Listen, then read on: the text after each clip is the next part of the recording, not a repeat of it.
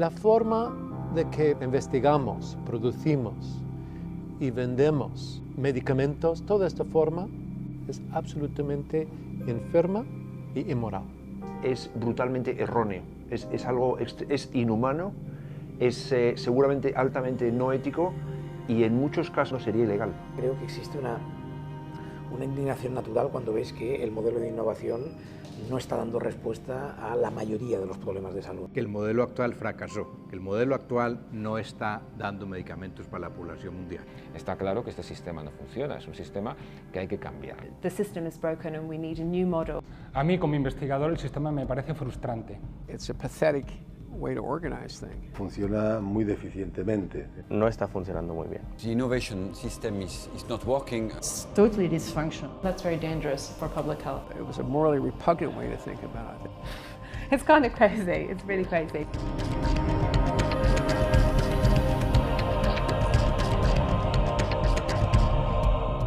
Los compuestos, las pequeñas moléculas, son mayoritariamente producidas en la universidad. Sin ese paso, no se podría producir a gran escala un fármaco. Toda la investigación básica la lleva a cabo una universidad o un centro público con mucho esfuerzo y además en condiciones laborales muy precarias. En cambio, cuando esto se traslada al desarrollo de medicamentos, el desarrollo de medicamentos es un sector que está prácticamente monopolizado por las grandes compañías farmacéuticas. Las grandes compañías farmacéuticas toman las ideas de la investigación básica, digamos de ahí extraen posibles medicamentos, desarrollan esos medicamentos y luego venden los medicamentos al sistema nacional de salud. Y entonces se llega a un sinsentido exactamente, donde los ciudadanos pagan de alguna manera dos veces. Han pagado la investigación básica que ha dado lugar a las ideas sobre las que se desarrolla el medicamento. Este medicamento es desarrollado por una compañía farmacéutica, le pone un precio por un sistema que es muy poco transparente y el gobierno tiene que pagar ahora ese precio a esa compañía farmacéutica.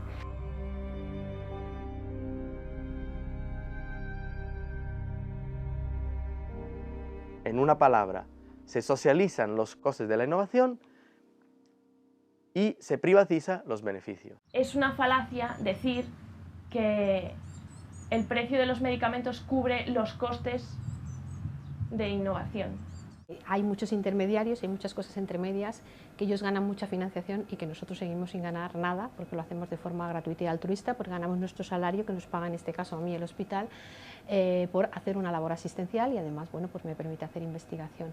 Entonces te encuentras como decir, esto tendría que cambiar de alguna forma, pero como investigador, como persona que trabaja en un centro, no tienes la capacidad de hacerlo. Yo creo que esto es una parte más de política que no de persona que se dedica a la investigación. O sea, es un sistema en el que entras que tú no sabes cómo frenarlo. ¿Estás en el sistema o estás fuera del sistema? Globally, you're spending over $1 trillion on drugs, and less than 8% of that is spent on research and development.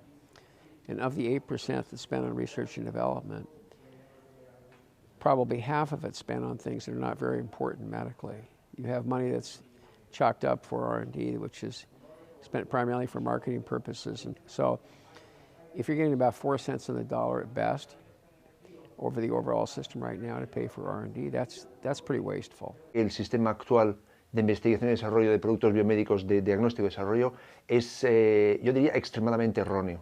The heart of the problem is that the whole way in which the R&D system is set up is based on how much money are you going to make when you reach the market, you finish developing the drug and you reach the market. And so the incentives are not necessarily aligned with public health interests. There are two big weaknesses of the current system.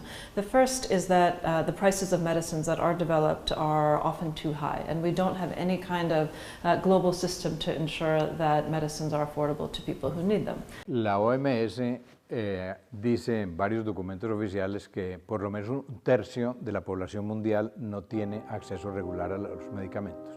Y esto es totalmente inadmisible porque la capacidad de producción instalada a nivel mundial existe. En Francia es un delito no atención a una persona que esté en peligro. Yo creo que en lo que es acceso de medicamentos estamos en eso. Yo no sé a quién va a ser juzgado algún día, si será un gobierno o la OMS o la industria farmacéutica, pero está poniendo gente por falta de medicamentos que existiría la capacidad financiera y la capacidad tecnológica para producirlos. Wait, you got a system right now where you develop a really useful cancer drug and then you give it to like, what, 10% of the patients worldwide that might need it. I mean, what's the point of that? Bayer had a cancer drug, Nexavar, which they were selling to 200 patients in India, a country of, what, 1.2 billion people. I mean, how could you justify 200 patients for a liver cancer drug in India, a country that big? And that's because their mindset was they just wanted to sell it to really high-income people, Northern Europe, North America, Japan, that kind of thing. It was a weird way of thinking about a cancer drug. It was really an immoral way to think about it. It was a morally repugnant way to think about it. You're faced with high prices, and those high price barriers can be a matter of life or death when people are making decisions about rationing which patient gets access, which one does not. No one thought about the price of medicines. Until now, suddenly we need to pay medicines out of pocket, and that creates the price. Like, why are these medicines so expensive? And then quite quickly you come to like, how did we get to build an R&D system that delivers medicines that are unaffordable? And I think that's been the new thing, like the last couple of years, and that I think is changing the debate from that access and innovation crisis is a problem of the poor in poor countries towards, hey, wait a minute, this is actually also applicable for us. La hepatitis C es una variante de hepatitis muy agresiva para el que se ha desarrollado un tratamiento recientemente, el sofosbuvir, que permite un tratamiento con mucho menos efectos secundarios, muy eficaz. El único problema es que el coste de la versión comercial de este medicamento en este momento son 61.000 euros, un tratamiento de varias semanas. Esto, desde luego, hace el tratamiento completamente inaccesible a pacientes en todos los países en vías de desarrollo del mundo, pero considerando la prevalencia de hepatitis C, seguramente implicaría la bancarrota de los sistemas de salud europeos. Es un precio que es totalmente desorbitado y que es inalcanzable para las personas o para los gobiernos también, ¿no? Tenemos que tener en cuenta que si hablamos a nivel mundial, podemos hablar de 190 millones de personas enfermas de hepatitis C. En nuestro país se consideran que están unas 800.000 personas enfermas de hepatitis C. Esos tratamientos se están vendiendo en Estados Unidos, que son las referencias que tenemos, pues en torno a los 728 euros por pastilla. That's impossible. No one can pay for it. Now, we have this third-party payer system, but there's 185 million people all over the world that have hepatitis C. Maybe half of them need to be treated.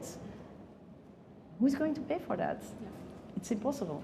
Se calcula que van a ganar entre 15 y 20.000 millones de dólares este año con la venta del Sovaldi. La información más chocante es que el coste de producción de ese tratamiento son unos $250. It's not abnormal today that a new drug comes onto the market and costs 100,000, 150,000. So who can access those drugs? Only those people that live in a health system, that work with a health system that pays for that.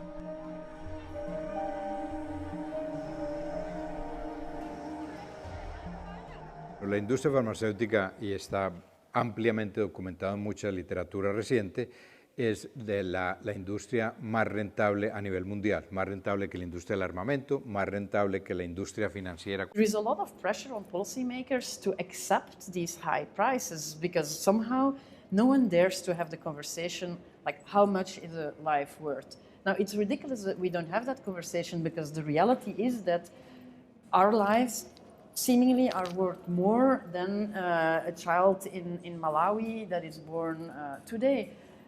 It's a reality, but it's a taboo. It's the elephant in the room, you can't talk about it. And for instance, if you know that throughout a lifetime, the last 6 months of your life, the health expenditures kind of shoot exponentially up. Like, there needs to be a discussion as a society. How much are we going communally invest in increasing these last 6 months? And we don't even know whether we increase the lifespan, but the cost is going up and up. But health is something that people don't want to really bargain about. And that makes it easy then, of course, for those that have the power of the monopoly to ask whatever they want to ask. Lo que se cuestiona no es tanto que la industria sea rentable. Lo primero que se cuestiona es que haya unos niveles de rentabilidad que son inmorales, tratándose de una industria que está ligada a la enfermedad y a la protección de la salud de las personas, y en las cuales uno no tendría opción. Es decir, uno puede comprar un iPhone o no, o comprarse uno más barato porque no tiene dinero, pero si uno tiene un cáncer tiene que comprarse el medicamento apropiado y el que le receta el médico, y si ese medicamento no es accesible simplemente se muere. Hay vidas que se están perdiendo a diario. Continuamente hay gente que está muriendo por hepatitis C. Los propios médicos nos están diciendo que hagamos presión porque esto no puede ser, porque es muy doloroso volver a ver otra vez cómo fallece la gente teniendo posibilidad de solucionarlo.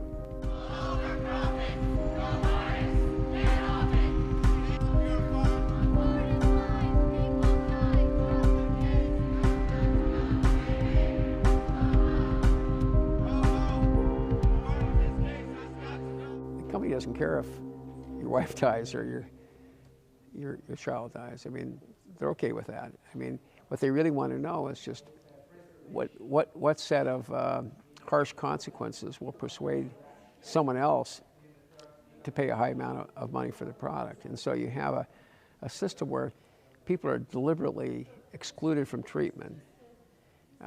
You observe a lot of people dying or being excluded from death because that's actually a way of demonstrating that the consequences of not paying. It's a pathetic way to organize things. Todo lo que está regulado por el mercado se convierte en un bien de comercio. Es una commodity, como dirían en inglés. Entonces, se tratan de la misma manera, ya sean, por ejemplo, tejidos humanos o medicamentos o bienes alimentarios.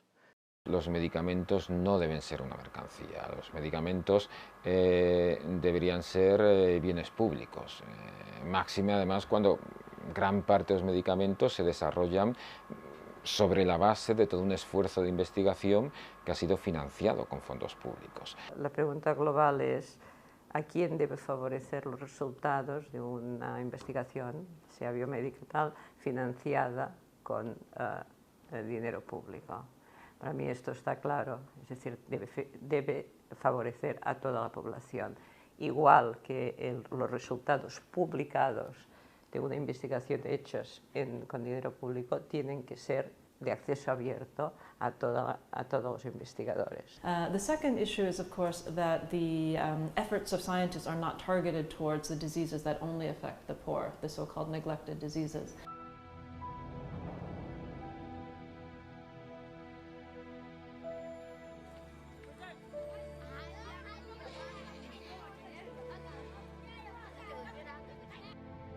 El problema principal son enfermedades que afectan exclusivamente a la gente pobre. Eso es lo que llamamos enfermedades olvidadas. Como te comentaba antes, muy claramente la leishmaniasis visceral afecta solo poblaciones del sureste asiático y del este de África con muy pocos recursos. La enfermedad de Chagas, una parasitosis endémica del altiplano andino, afecta a poblaciones con muy pocos recursos. Como no afecta a ninguna otra población, no es de interés para la industria farmacéutica desarrollar medicamentos. Yo creo que es un drama humano terrible. Es ignorar la situación de millones de seres humanos cuyo problema es haber nacido en un sitio donde hay una enfermedad endémica y pertenecer a un grupo social que no tiene suficientes recursos. So of course, all population affected are totally outside of this market, are not receiving any attention from the private partners. And unfortunately, the public sector has not put in place mechanism to compensate this lack of investment. So the best definition of the neglect today is an economical definition. La enfermedad del sueño es otro ejemplo espectacular de enfermedad que afecta solo a comunidades muy pobres de zonas rurales de la sabana del centro y este de África. Es muy definido, muy definido. El tratamiento para la enfermedad del sueño es altamente tóxico, sobre todo el secundario, y había un medicamento que funcionaba medio bien, que se llama eflornitina, pero que como los pacientes a los que va dirigido no pueden pagar un precio alto, la industria farmacéutica dejó de fabricarlo. Porque total, para tratar 10.000 pacientes al año de una enfermedad, gente que no puede pagárselo, los dejamos que se mueran sin ese tratamiento, básicamente. Y luego alguien dice, hombre, pero un efecto secundario de ese tratamiento es que quita el pelo de la cara. pues para eso sí vale la pena fabricarlo. Como para eso sí voy a tener un beneficio financiero, para eso sí vale la pena fabricarlo. Y es chocante, porque tampoco no es un analgésico, un producto que ayuda a mejorar la calidad de vida, es un producto que ayuda a salvar vidas por una enfermedad con una mortalidad altísima. Y la industria farmacéutica decidió dejar de fabricarlo.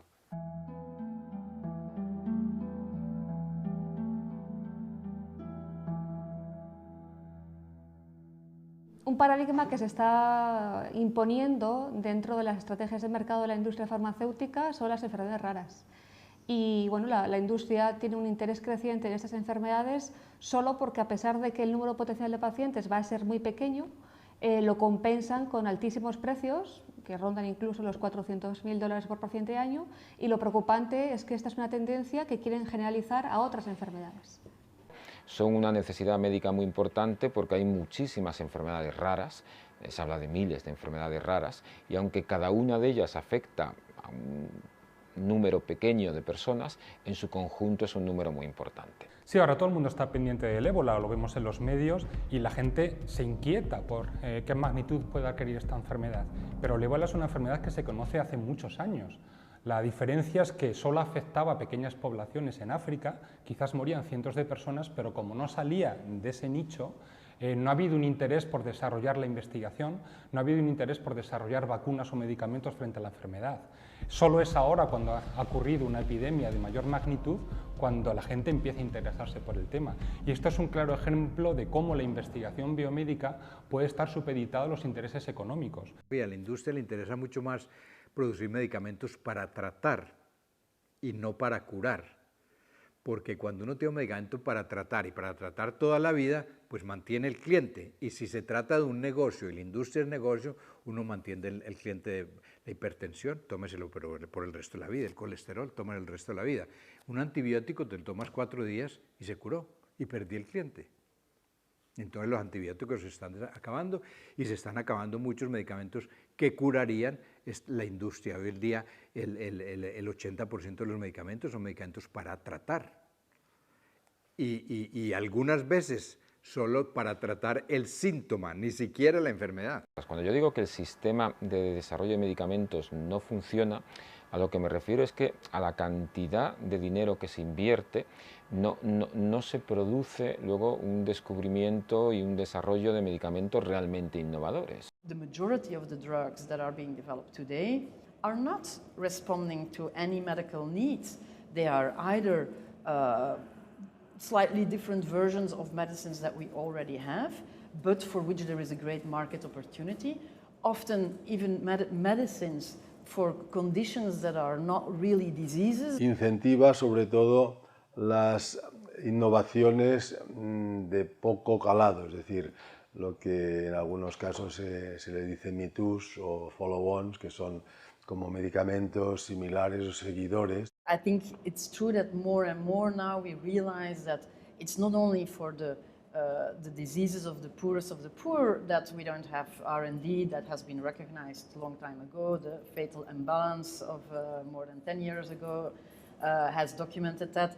But I think that more and more there is a realization that it's actually overall not working. The industry is not investing, and because we're overwhelmingly at the moment reliant on the industry to make decisions about what is the priority, what are the medical priorities, we're leaving that basically completely up to industry, and industry is not prioritizing research and development for new classes of antibiotic. If they did, we'd have them. Los antibióticos generan resistencias. Todos los medicamentos de enfermedades infecciosas generan resistencia. ¿Qué ocurre? Las patentes duran 20 años, pero un antibiótico dura menos, porque las resistencias lo hacen más pequeño.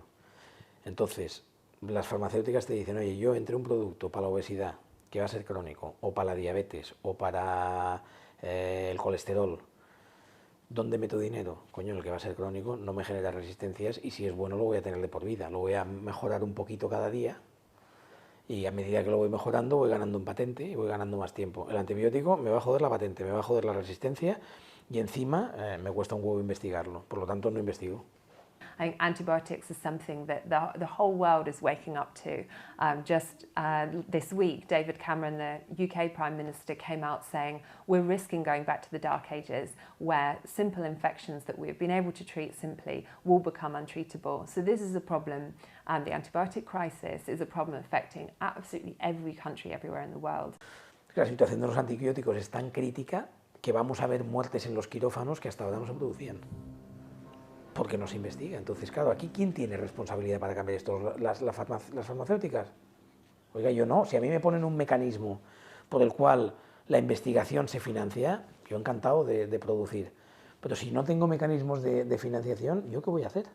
Me voy a la calvicie o a la obesidad o a lo que me dé pasta de manera continuada. I'm absolutely convinced that this is not a problem that science can't solve. It's a problem that our investment decisions are choosing not to solve. La patente se generó hace muchísimas décadas como una forma de remunerar el esfuerzo de una empresa o de un inventor, entonces de un individuo o de un colectivo que han invertido mucho tiempo, mucho dinero en el desarrollo de un producto y para que pudiesen a lo largo de los siguientes 20 años recuperar la inversión hecha en los años anteriores.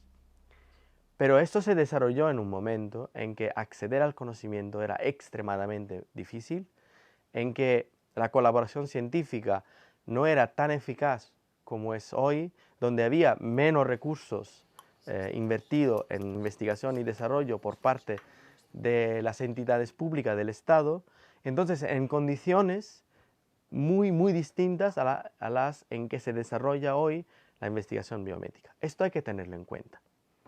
Entonces, lo que a lo mejor tenía su sentido hace 100 años, puede que no tenga el mismo sentido hoy en día. Yo creo que hay que estudiar alternativas al sistema de patentes. Yo creo que es muy importante estar al tanto de toda la ola de conocimiento compartido que viene.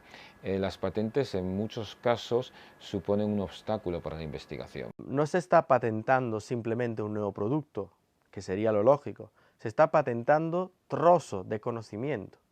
Esto ralentiza. En lugar de facilitar, eso ralentiza el sistema de innovación. A nosotros los investigadores, para concedernos contratos, concedernos financiación, nos valoran por las publicaciones que hacemos, que realizamos, y por las patentes, los productos que patentamos. Es decir, no se busca realmente el resolver enfermedades o el buscar el objetivo final, que es reportar un beneficio al paciente, sino que se busca publicar y patentar. Y eso puede impedir precisamente que se llegue al final de la cadena de la investigación, es decir, que realmente los esfuerzos que se han hecho desde un principio realmente reviertan en un beneficio para los pacientes. El fallo muy claro es que se pueda utilizar para parar la posibilidad de un nuevo producto.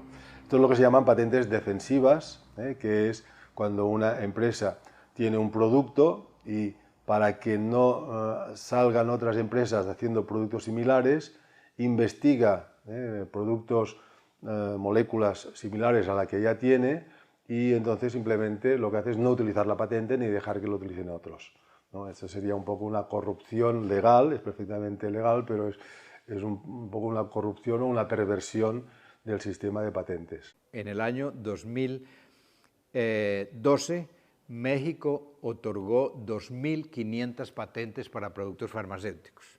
En el mismo año del 2012, las autoridades de propiedad intelectual de la Argentina otorgaron 54 patentes. ¿Qué son las 2.000 y pico de patentes de México? Es evergreening. Es un medicamento que ya existe, que se le hace un cambio menor, que se hace un cambio que algunos dicen cosmético, que no cambia la sustancia activa del producto, que no cambia la eficacia terapéutica, que no tiene ningún interés en el uso y en la mejoría del paciente y lo lanza al mercado, retiran el otro, entra el monopolio, la exclusividad, empieza a partir de ese momento donde sale el nuevo medicamento, entre comillas, y se le da una patente, una exclusividad. Aquí hay problemas muy graves. Es curioso porque yo creo que no es beneficioso para nadie. O sea, el investigador es el primero que con el sistema actual sufre una situación de inestabilidad que no le permite desarrollar correctamente su trabajo. Y no solo eso, sino que además este sistema cortoplacista, podríamos decir, favorece que los proyectos se queden a medias y que no se llegue hasta el final. But there are also problems that pertain to the system as a whole and that affect all countries. The first is a problem of how efficient is the system and the problem of secrecy. Basically, a lot of the secrecy around research and development actually leads to much slower progress. So we have to find ways of making the R&D process more efficient and more rapid, and that is in the interest of everybody. The second issue is around clinical trials, and we have billions of dollars spent every year on carrying out clinical trials, but we don't know what the results of those clinical trials are. Now, if those clinical trial results are not published and made available to scientists, to doctors, to government regulators, then the understanding that we have of what really is the safety and efficacy of a drug is going to be very biased and skewed, and that's very dangerous for public health, again, everywhere in all countries. Hay también una necesidad de mayor transparencia en los costes. Hay una necesidad de compartir mejor la información de base y hacerlo en redes abiertas de forma que se eviten duplicaciones, porque hay mucho dinero invertido en investigación que luego se duplica, y ese es dinero perdido a fin de cuentas. Incluso para tomar decisiones públicas es importante saber dónde hay que incidir y dónde hay que apoyar para que este derecho a la salud que tenemos todos realmente sea universal y sea realmente accesible a todo el mundo. Por tanto, esta es la cuestión. Transparencia. La producción de medicamentos y los cuidados de salud ha entrado completamente en la dinámica del alto impacto financiero y la alta ganancia. Los accionistas esperan que la industria farmacéutica les dé un gran rendimiento inmediato y el interés del beneficiario final está completamente fuera de la imagen. Y yo creo que va a llegar un momento en que tenemos que plantearnos las cuestiones como un problema ético. No solo, yo acostumbro decir que el problema es el de la filosofía del modelo, pero hay un problema ético también.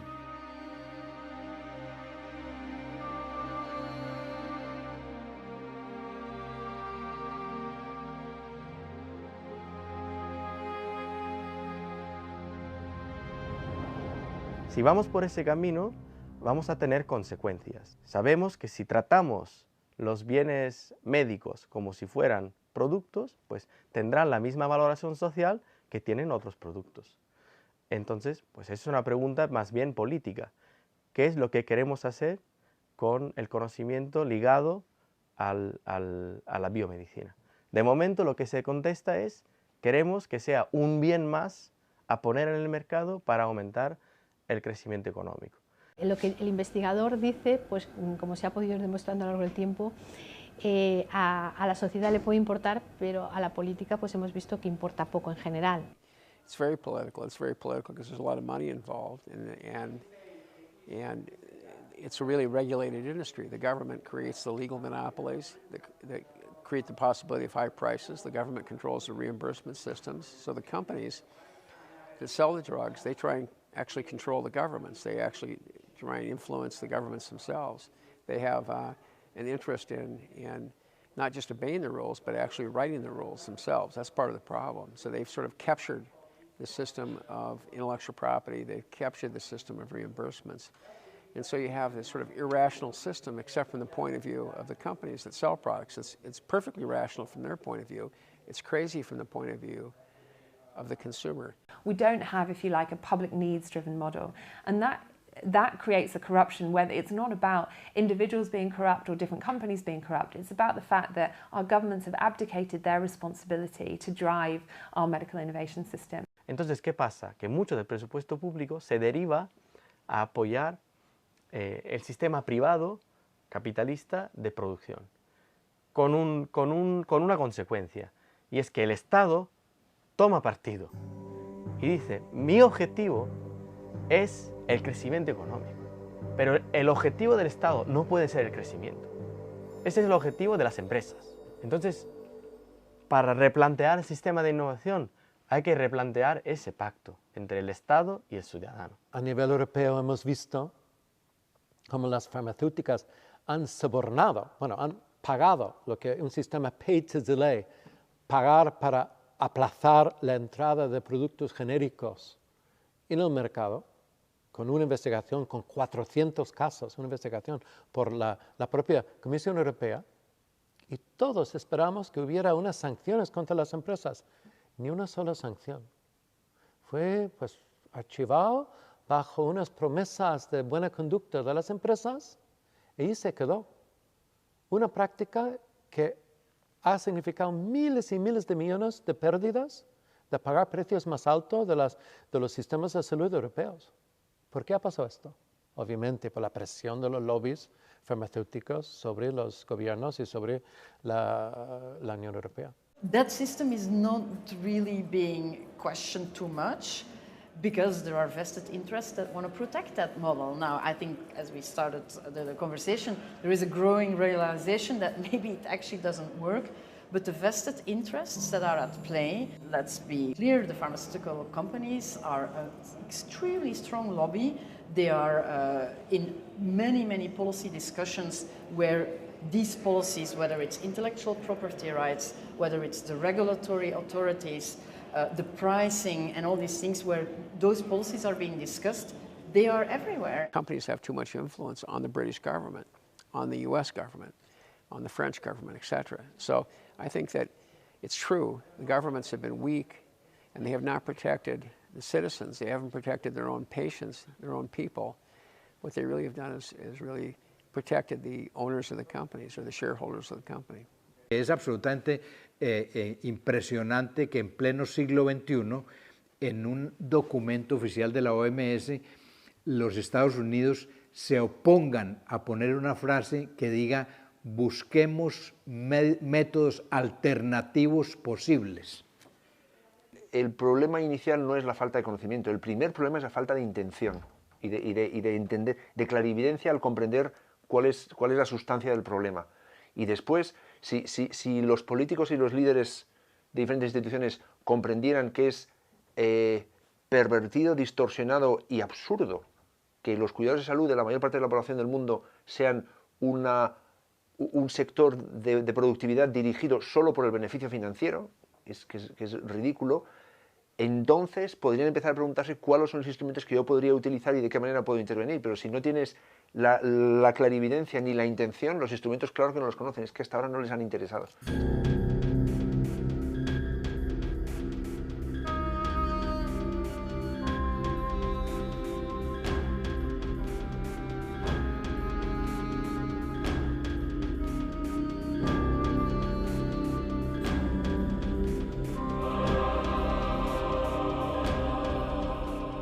Can we create new incentives? And this is really a question for public policy, for governments. Can we create new incentives so that you reward people for sharing their research findings much more quickly than they do today? So that the incentive is not towards secrecy, but the incentive is to share knowledge more broadly and allow scientists then to rapidly build on each other's work to develop innovation that will really improve public health in the long term.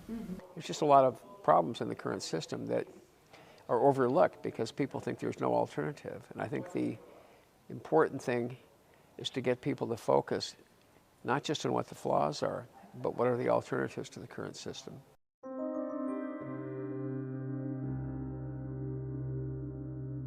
We can move to a model where we have affordable treatment straight away. But what we need to do in doing that is also ensure that research and development is paid for. And that's the other part of the puzzle. That's why we need to look at new incentives, because we cannot expect the industry to continue to invest if we don't put in place a way for them to remain profitable. Un plan ideal sería que hubiera una coordinación internacional. ¿Por qué? Pues porque la innovación en medicamentos, como todo lo que es información, es lo que llamamos los economistas un bien público global. Es decir, una vez se ha descubierto un tratamiento, el coste para que lo utilice todo el mundo prácticamente es nulo. So what we need to do is to find a different way of incentivizing R&D. I think most people would agree that we want more research and development, we want more innovation, we want faster innovation, we want innovation that's better for health and achieves better health outcomes. But in order to do that, I think what we need to do is create one system purely for research and development, and then a completely different system for manufacturing and selling drugs. And this is a principle that's often called delinkage. Delinkage is the opposite of linkage. I mean, right now, the way that you finance R&D on drugs worldwide, I mean, the international system is that you grant monopolies on drugs, and people charge a very high price for the period of the monopoly, like 20 years for a patent. They charge a very high price. What's the problem with that is that the price is so high that it discourages access and it creates all these inequities. So delinkage is the idea that the drugs will be like generics, they'll all be cheap. Yo creo que es muy importante divulgar, difundir que existen modelos alternativos y es muy importante que se difunda entre los investigadores, que vean que no tienen una única opción, que es vender una licencia exclusiva a una gran compañía farmacéutica, sino que existen otras opciones. De las soluciones actuales, una de las que más se ha hablado es la capacidad de promover un tratado internacional de investigación y desarrollo. Puede ser una solución, no para todo, puede ser una solución para alguna parte de lo que hasta ahora no está funcionando. Habría tres componentes, se podría decir, fundamentales de un posible tratado. Primero, una cotización obligatoria de todos los países miembros de la OMS para crear un fondo global gigantesco de varios miles de millones de dólares con los cuales se investigue, crear un fondo público para no tener que patentar las nuevas medicinas. Lo segundo sería de que se cree de que la agenda de investigación se defina por razones estrictamente de salud pública y no por razones financieras. Y el tercero sería una coordinación de las distintas entidades, empresas o gobiernos haciendo investigación en el mundo entero, porque hoy en día se está despilfarrando sumas gigantescas en la medida en que todos están investigando en el mismo medicamento para ver quién sale primero y todo el mundo investiga hoy sobre cáncer, todo el mundo investigado sobre diabetes y otras enfermedades. Yeah, the basic idea is that we need to put back the responsibility for investment decisions with governments and collective action by governments, and not just abdicate that responsibility and leave it purely to companies to make these decisions. Because we know that when we do that, we have these terrible gaps and we have these high prices that are costing lives.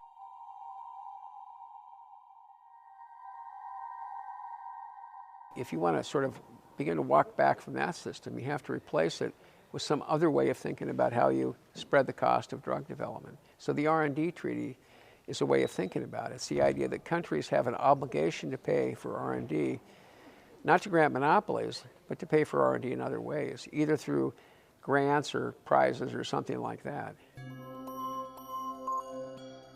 That's one of the important things to look at in the prize system, is that you can put up billions of dollars as rewards for new drugs, but it's cheaper than the grant of the monopoly. It's considerably cheaper. So you can not only replace the incentive, but you can save money. It's the only healthcare reform that people are talking about where you increase access and save money at the same time. El sector público invierte muchísimo dinero en investigación, sin embargo no se preocupa de introducir condicionalidades para asegurar que si se descubre algo que luego revierte en un fármaco o una vacuna, tenga el precio asequible y además asegurar que el conocimiento generado sea de dominio público. Por ejemplo, el caso de la Unión Europea con su programa de investigación, Horizonte 2020, debería de ir en esta línea y además asegurar que se enfoca en investigar aquellas enfermedades que son más importantes a nivel mundial. El enfoque del Horizonte 2020 es muy claro. En medio de una crisis económica juntamos todo lo que era financiación de la investigación y de la innovación en un único programa para poder financiar toda la cadena de innovación, desde las universidades y los centros de investigación hasta llevar el producto al mercado, es decir, también ayudar a las pequeñas y medianas empresas a su creación y a su desarrollo. Hay un partenariado público-privado, esto es una asociación entre el sector público y privado para conseguir un fin común, que es la Iniciativa por los Medicamentos Innovadores, IMI, que es enorme, es el más importante que hay de este estilo en toda Europa, tiene un presupuesto grandioso. La Unión Europea aporta 1.000 millones de euros y luego se supone que el sector privado que participa aporta otro tanto en especie. Pues bien, el problema es que las normas de propiedad intelectual bajo el que se rige van en contra del interés público y además las prioridades que se han establecido las ha puesto enteramente la industria en función de sus intereses. So is it possible to actually fund R&D differently? And fortunately, after about 10 years of what I would call experimentation, we've seen that it is possible, and we do in fact have examples where it's worked. I think one of the most interesting examples is the so-called public-private product development partnerships. So the Drugs for Neglected Diseases initiative is one example of this type of initiative. I'm managing drug for neglected disease initiative is one of this model. It's what we call a product development partnership. So it's a group that try to bring together partners from the public sector and from the private sector to develop new drugs for very neglected diseases. Basically, it's a non-profit organization, and its mission is to develop drugs that will be affordable and effective for some of the poorest people in the world.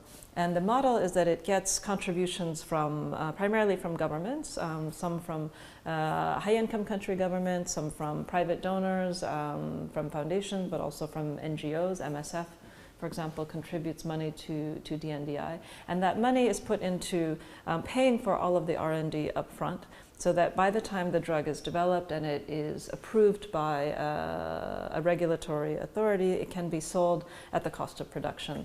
Today, after 10 years, we have developed 6 new treatments, 2 for malaria, 2 for leishmaniasis, 1 for Chagas disease, and 1 for sleeping sickness. So, and we have in our portfolio, in a pipeline, we have new drugs that will be developed in the coming years, because they are currently at the stage of clinical development. So clinical studies are going on now to try to prove the efficacy of those drugs, and in the next 3-5 years, we'll have a new generation of drugs to offer to those patients. In doing so, they have been able to orient all the investment and the decisions around how that drug is developed to meet the needs of those populations. So I think that's been a real breakthrough, that we've actually been able to show this model can work. We don't have all the answers with that model, it's still just one model, but for example, in terms of cost, the Drugs for Neglected Disease Initiative estimates that it costs around 150 million euros to fully develop a new chemical entity, all the way from discovery through to delivery. The industry's fully loaded cost is 1 billion to develop a new chemical entity. So from 150 million euros to 1 billion, there's a massive difference there. And what I think is really exciting about the work of DNDi is they've opened up their books. They've said, okay, here are our figures, interrogate them. What does the industry do? It never opens its books. It's never asked to be transparent, and it just bandies around a figure of, oh, it's at least 1 billion. With no public scrutiny. Bueno, las compañías farmacéuticas suelen justificar los altos precios de los medicamentos porque el proceso es muy costoso. Incluso se habla de la cifra mítica de los 1.000 millones, ¿no? Lo cierto es que cada vez hay más estudios que evidencian de que estos costes no son reales. Y además, incluso si la industria abriera al público, ¿no?, sus libros de contabilidad y llegaran a demostrar que los costes reales son, bueno, realmente tan elevados, sería una muestra más de que el modelo es ineficiente absolutamente, ¿no? Y la conclusión es clara.